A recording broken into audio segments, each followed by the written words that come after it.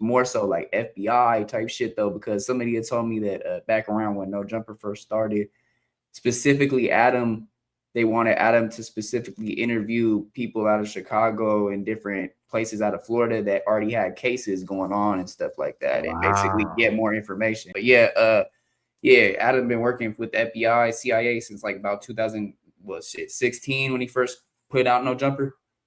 So you know what's so crazy is like what you saying that, right?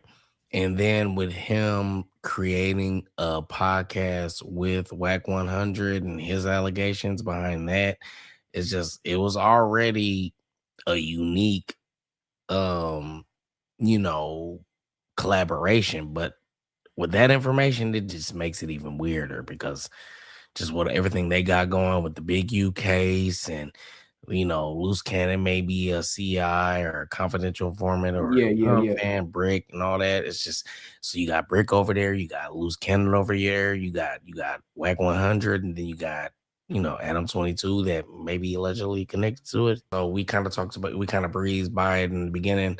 But this brand really becomes from a weed strand brand, right? I connected with the original Runtz grower, and so what can I talk about legally? It was one of the first ones, and Cali with it was the permanent marker, and that one really blew up because it was like Runtz.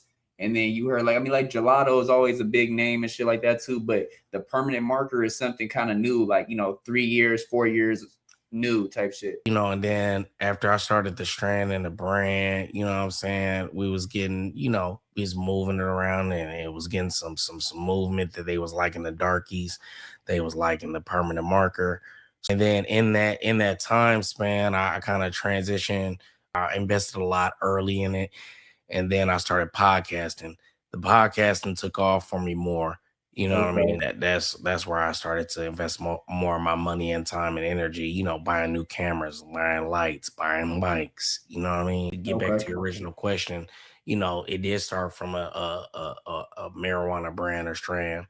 Then it went into the podcasting because I had a friend that was in the podcasting the boxing section, and then that went to the podcast about nothing, about dudes that she like or that are. But anyways, did some views with her, moved on to Loose Cannon. Boom, now we here.